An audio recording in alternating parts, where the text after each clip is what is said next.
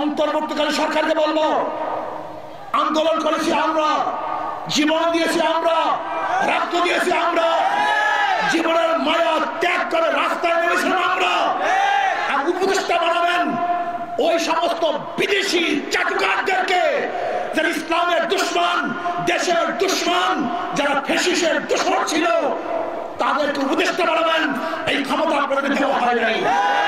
ওরা দেশের মানুষের পাগল নয়, জনগণের ভক্তদের মধ্যে নাই। ওরা মানুষের রক্ত এবং আবেগের উপরে দাঁড়িয়ে ক্ষমতায় যেতে চায়। আমাদের রক্ত, আমাদের লাশকে ওরা ক্ষমতার সিঁড়ি হিসেবে ব্যবহার করতে চায়। মনে রাখতে হবে, আওয়ামী লীগ, বিএনপি এদের মধ্যে কোনো পার্থক্য নেই। সব ক্ষমতার বদল, সব ক্ষমতার বদল, সব ডাকাত, জালেম, অত্যাচারী, দুর্নীতিবাজ। আজকে বিএনপির বক্তব্য শুনলে আশ্চর্য হয়ে যায়। আজকে বিএনপির বক্তব্য দেখলে বিবিকে নাড়া দেয়। আওয়ামী লীগ, বিএনপি মুদ্রার এপি টপিক, মুদ্রার এপি টপিক। ওরা 53 বছর পর্যন্ত ভাগাভাগি করে দেশটাকে দুর্নীতিতে 5 বার চ্যাম্পিয়নশিপ করেছে। আপনারা জানেন এদেশ দুর্নীতিতে 5 বার চ্যাম্পিয়নশিপ কে লাভ করেছে? এই বিএনপি এবং আওয়ামী লীগ ভাগাভাগি করে এদেশের ডাকাতি, চুরি, গুন্ডামি, বদমাশি গোটা প্রশাসনকে ধ্বংস করে ফেলেছে। জনগণকে বলবো, ঐক্যবদ্ধ হন। আপনারা ঐক্যবদ্ধ হন, ভোটার ঐক্যবদ্ধ হন।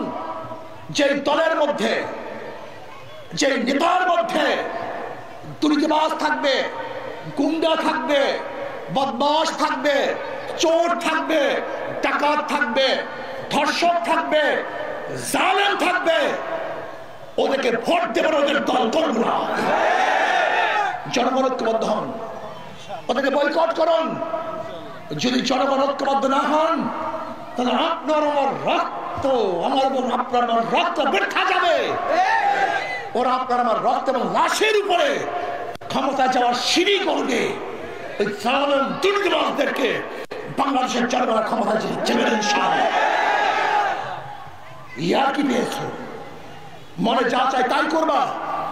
আমি তত্ত্বাবধায়ক সরকারকে বলবো, অন্তর্বর্তীকালীন সরকারকে বলবো, আন্দোলন করেছি আমরা, জীবন দিয়েছি আমরা, রক্ত দিয়েছি আমরা, জীবনের মায়া ত্যাগ করে রাস্তায় নেমেছিলাম আমরা।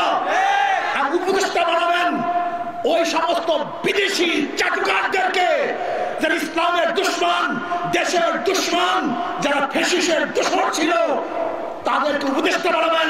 এই ক্ষমতা আপনাদের দেওয়া হয় নাই। বিপ্লবীরা এই ক্ষমতা আপনাদেরকে দেয় নাই। স্পষ্ট করে বলতে চাই, আপনাদের বিরুদ্ধে যেন আন্দোলনে নামতে না হয়।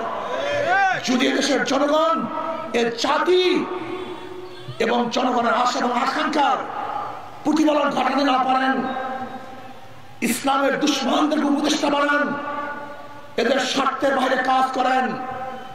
যেরকম 5ই আগস্টের সময় জীবনের মায়া ত্যাগ করে ঝাঁপিয়ে পড়েছিলাম, যদি দেশের মানুষের আশা এবং আকাঙ্ক্ষার ইসলামের বিপরীত কোনো কাজ করেন, কোন ভিন্ন আদর্শের মানুষকে উপদেষ্টা বানাবার চেষ্টা করেন, আবার আপনাদের বিরুদ্ধে আন্দোলন করবো, আবারও সংগ্রাম করবো।